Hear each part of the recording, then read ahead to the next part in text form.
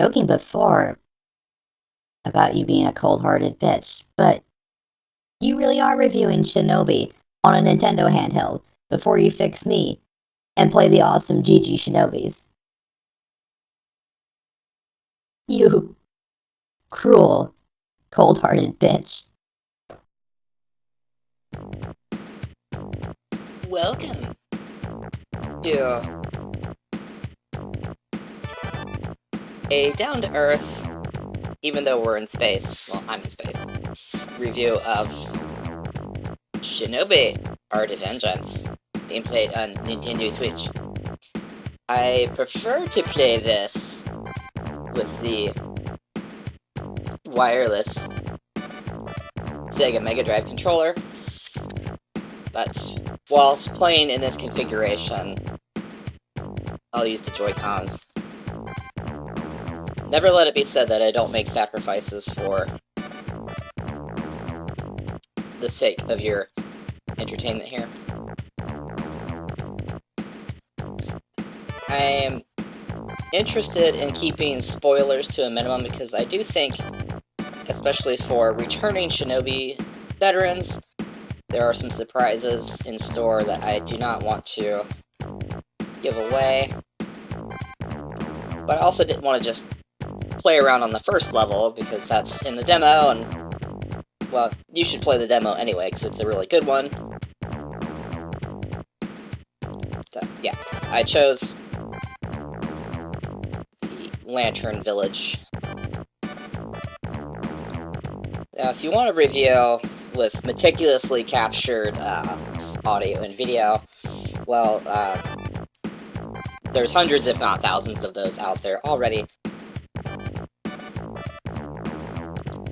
I wanted to do something a bit more conversational and off the cuff, as I completely botched an easy jump there. Yay! So, I have a lot of things to say here that are going to, probably to some people, be overly negative. It's not intended to spread negativity or ill will,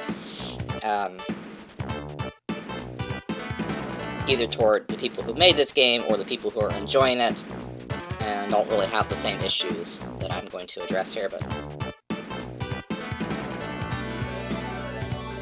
this is a good looking game. Don't get me wrong. And I love art. I'm an artist myself. I appreciate human-crafted, in this case, hand-drawn art.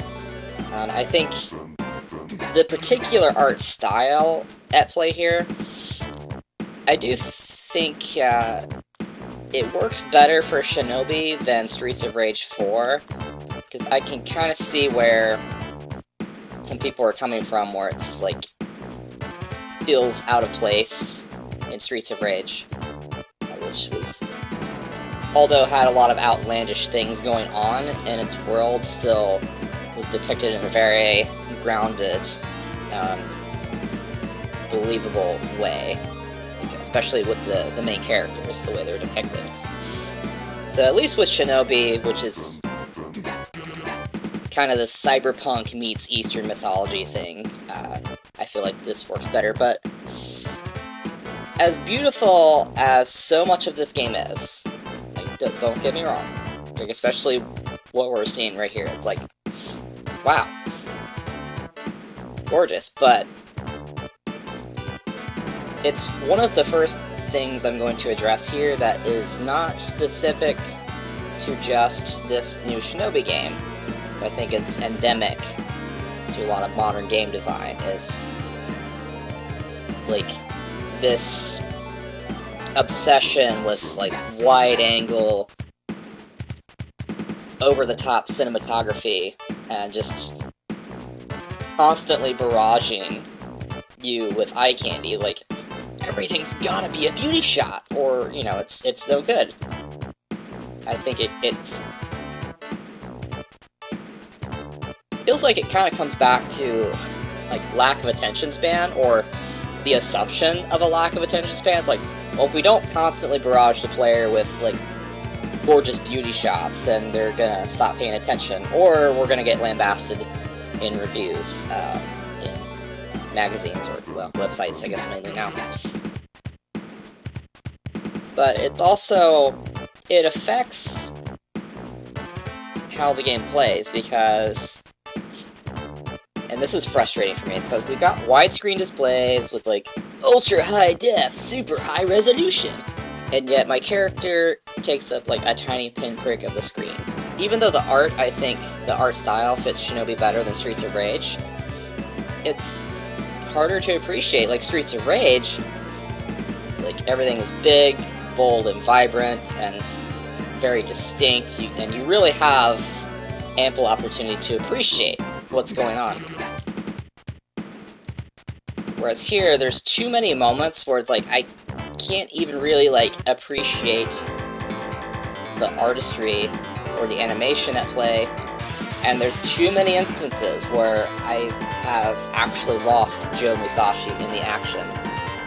Or because the enemies look too similar to each other, especially later in the game, or in some cases even too similar to Joe. Where it's like, okay, I should not be losing my main character in the action. That should be the one thing that you never have any doubts about.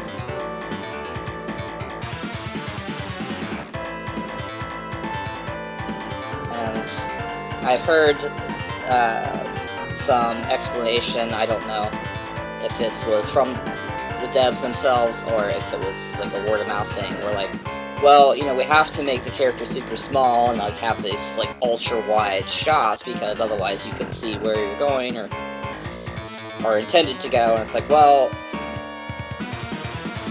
the older games didn't have that problem, so that's not the player's fault. Like, if you can't see where you're supposed to go without pulling the camera way back from the character, that's bad game design. That's not the player's fault. I'm just saying. I know that sounds harsh, but that's my take on it. So the other thing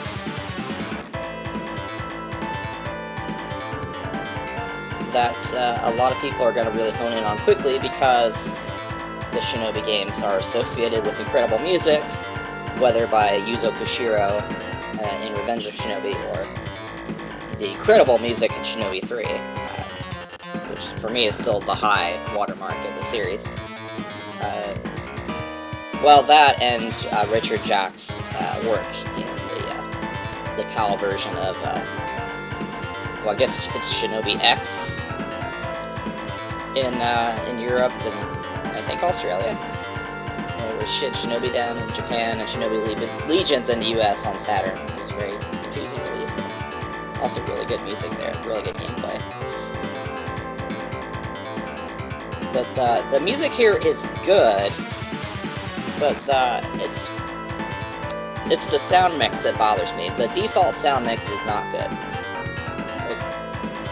There's too many instances where like, I cannot even really hear the music to any appreciable level, which, you know, for a Shinobi game is just seems really weird. And you know, I did see an explanation in a video that I really liked by Gaming for Ages. That was like, well, you know, if you got levels that are more open-ended and exploratory, you know, having these stronger, easily loopable melodic hooks may not always work. And it's like, well, that's a fair point, but I think there's plenty of action games we've had that have demonstrated that you can program it in such a way that, like, when the action's heavy, kind of the Shinobi music as we appreciate it in the classic games kicks in, and then maybe when there's no enemies on screen, that's when the music pulls back and gets a little bit more atmospheric and such. But I found that if I turned the music to setting 70, you can't really fine-tune it. It goes in integers of 10, and then have I'm sorry, the music at 100 and the sound effects at 70. Still not great, but it was closer to the kind of mix that I prefer in a game like this. But the thing with the music is, like, I haven't heard a single track here that I disliked, but some of them gave me the impression of, like, yeah, that's definitely Shinobi. Like, that kind of cyberpunk meets Eastern mythology kind of vibe, but just, you know, with that modern production that you expect. But then other tracks felt like, this is good, but I don't know if it's really landing the Shinobi vibe. It feels like it would almost be more at home in another Sega IP.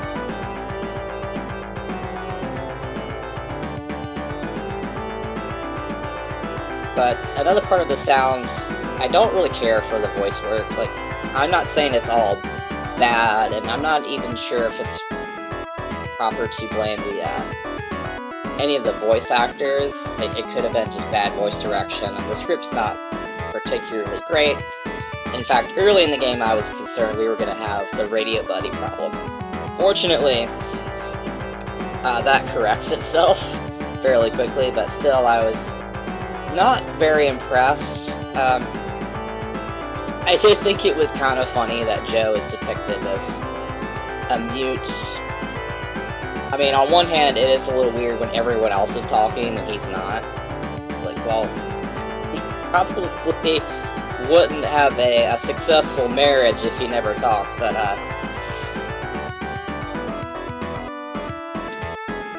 it is interesting that kind of ends up having a parallel with the Doomslayer, and that has layers to it because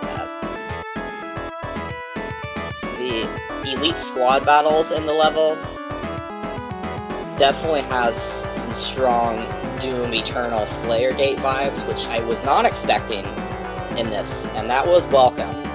That's definitely like a modern touch that I don't mind. However, I am annoyed, and I'm really tired of, and I'm about to use a really foul word here, so forgive me in advance, but Checkpoint! Vania? I'm sorry. I'm sorry for using such horrible language on the show here. It's not that I pretend to ever be family friendly, but that was over the line. I can't believe you use such language. Do you kiss your Mega Drive with that mouth? Had to be said. I'm really tired of games that refuse to step out of the shadow of Super Metroid and Castlevania Symphony of the Night. I really don't care about collectibles. I don't care about completion percentage, and especially when you have collectibles in the game here where you have to have this pop-up message when you pick them up and all the action comes to a screeching halt, and it's just really annoying. I don't care for it. And another modern touch that I don't care for is, you know, when you get injured, like, you get the red screen of doom, like the fishing game people still play, Call of Duty something. Who can say? Oh, Call of Madden's Creed, that's what it is. But like, I have a health bar. Don't treat me like some kind of a moron. It's like, you're hurt because your screen is red. Like, just, if there's a title update for this, please let me get rid of that, and please let me zoom the camera in closer on Joe. Although, look, Turtle. That's really cute.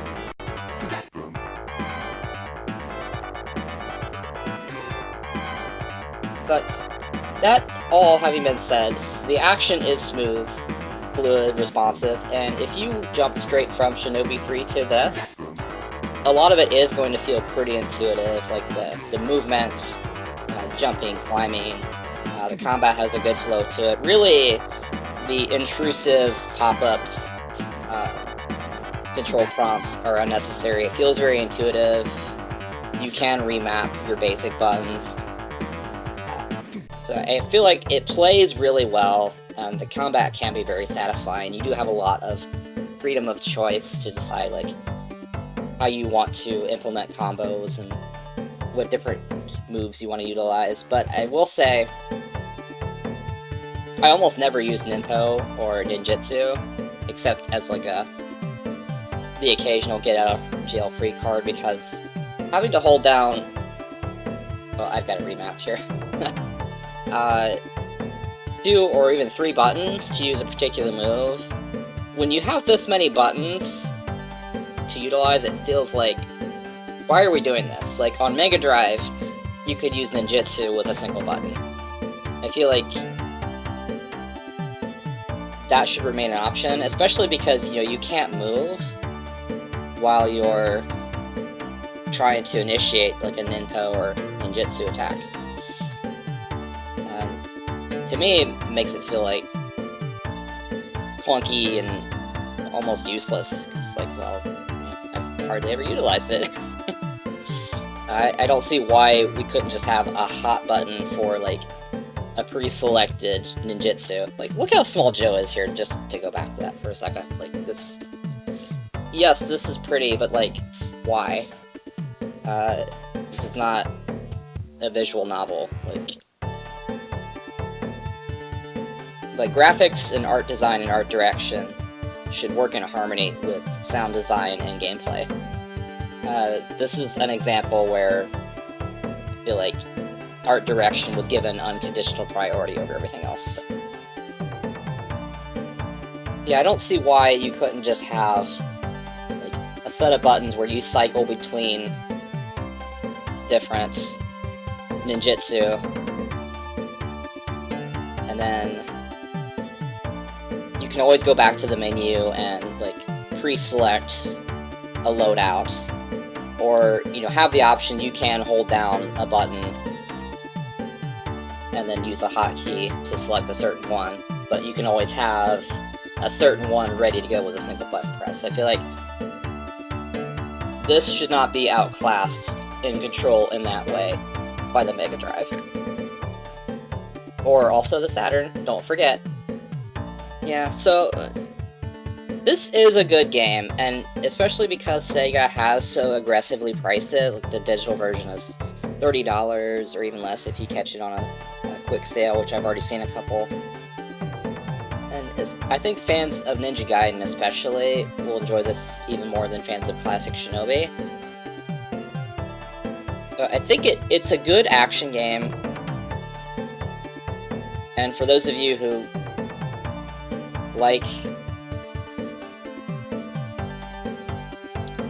the industry's obsession with exploration-based platforming and collectathons. Well, I mean, that's a little bit unfair. This isn't really a collectathon like some of the ones that I've played, but even so, you'll probably dig it.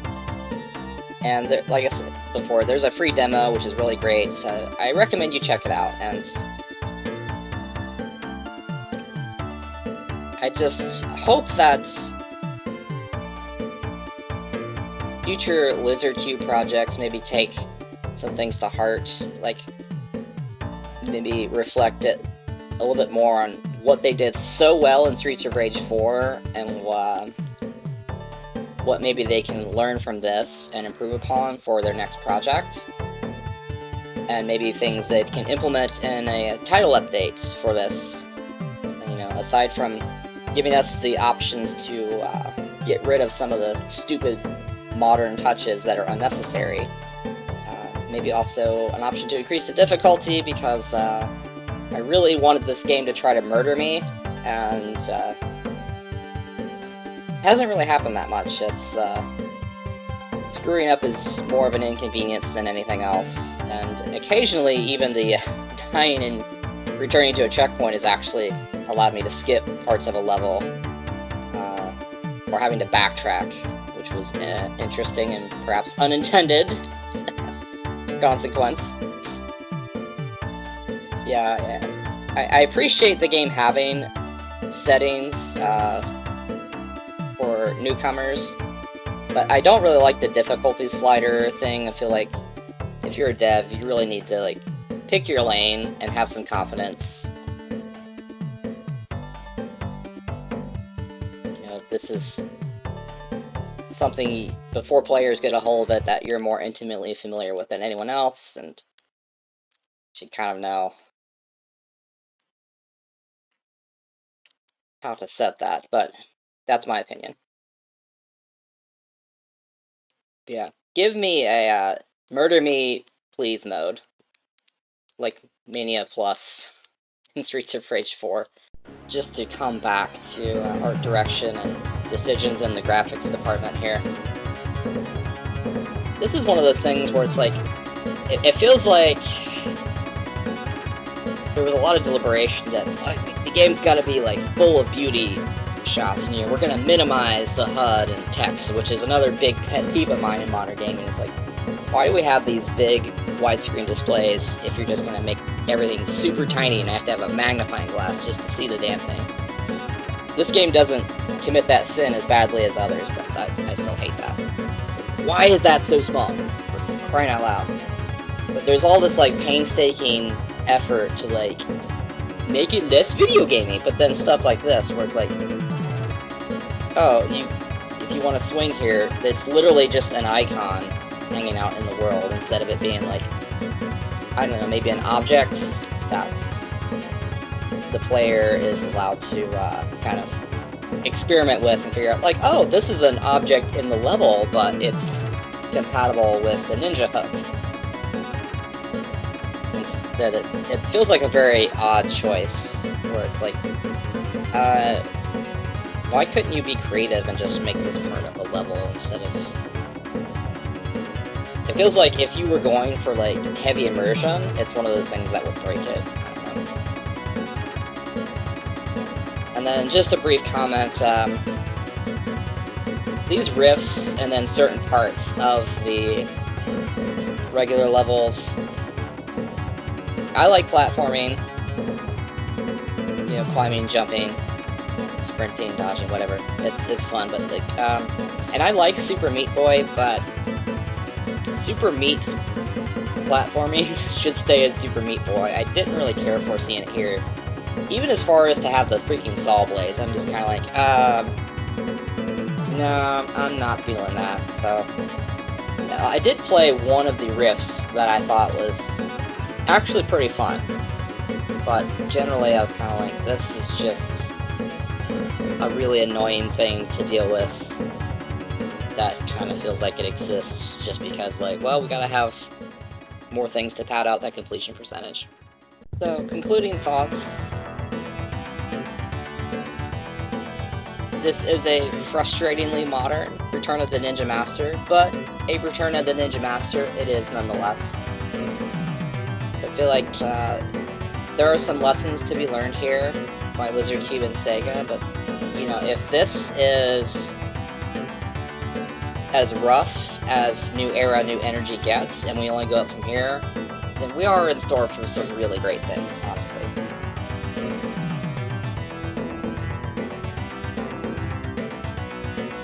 It's good, I just think maybe, especially for these folks, look at Streets of Rage 4 as more of your gold standard.